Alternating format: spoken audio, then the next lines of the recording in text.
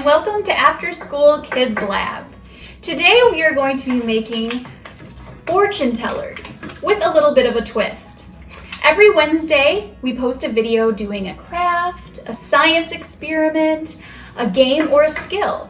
And this week we're kind of combining some of those things. It's kind of a game and kind of a craft. Here are the things you'll need to make your fortune teller. First of all, you're going to need some paper. We have some colored paper, but you could use just plain white paper or anything that you have at home. Also, you'll need a marker, and this is to write the words and numbers that we're going to put on our fortune teller. We'll also need, just briefly, a pair of scissors. Also, you might want to use some colored pencils or markers because we might want to decorate our fortune teller. Next, we will go over the steps to making a fortune teller. Like I said before, this is both a craft and a game.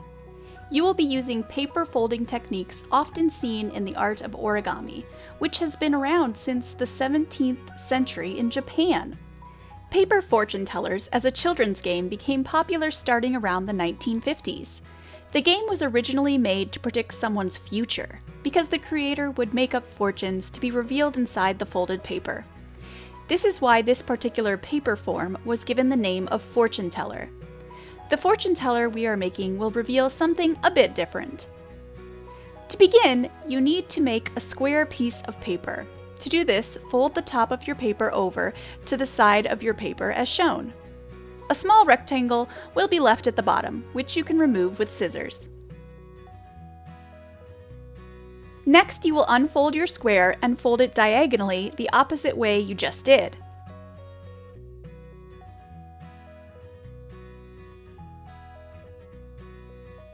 Then you will fold the paper in half from each side as shown. Just as an added piece of information, these two types of folds, diagonal folds and vertical folds, are the basis for many origami creations. Next, you will bring the corners to the center of the paper. The creases from the vertical folds should help you align your corners.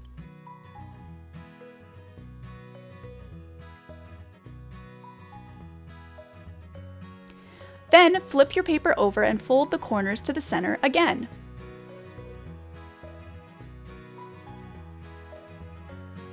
If the paper isn't staying in place, you can use a fingernail or the edge of a ruler to help make better creases.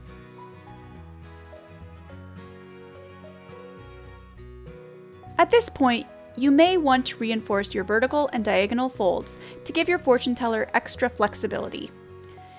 Next, you will put numbers 1 through 8 in ascending order on each of the small triangles. Here's where things get a little different than your average fortune teller. You can flip the fortune teller and add the words strengths, hopes, values, and emotions to the large squares.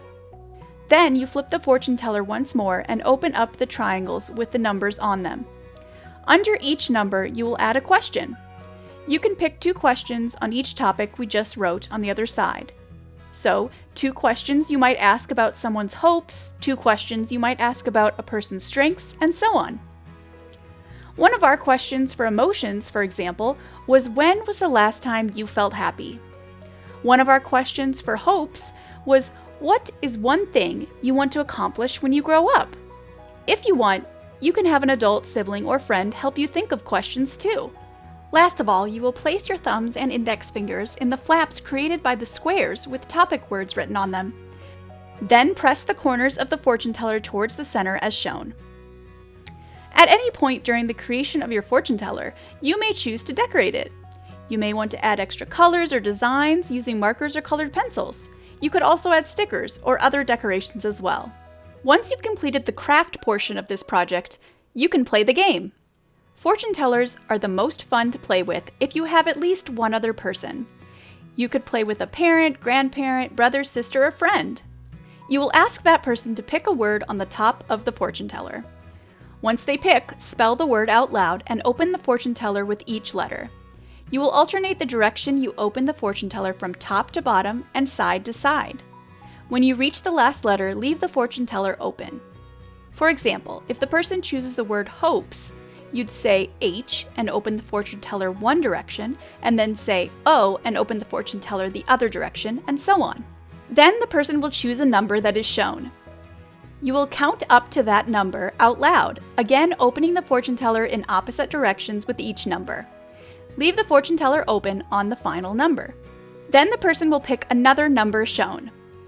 You will then lift the flap to reveal the question under the number that was selected. Ask the person the question and listen to the response. The other person can then take a turn operating the fortune teller and asking you a question. With this version of fortune teller, you may not learn your future, but you will likely learn something about other people and even yourself. As you might have imagined, I have a few questions for you while you are making your fortune teller. After all, this is After School Kids or Ask Lab. First of all, what did you learn about the art of origami? Are there other objects or games you know how to make using origami? If not, would you like to learn? Remember, the library has many great books on all kinds of topics, including origami.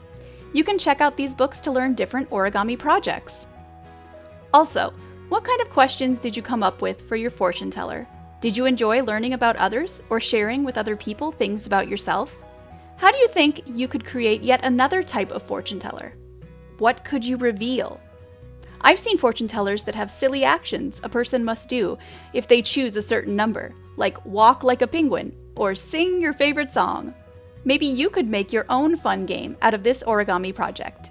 Last of all, how did you like creating and playing with your fortune teller? You can even share a comment or photo on our Facebook page. We would love to hear about your After School Kids Lab experiences. We hope you enjoy playing with your own fortune teller. Next week, we're going to be doing a teamwork challenge called Can You Save Fred? You'll have to watch next week to see what that's all about. Until then, bye!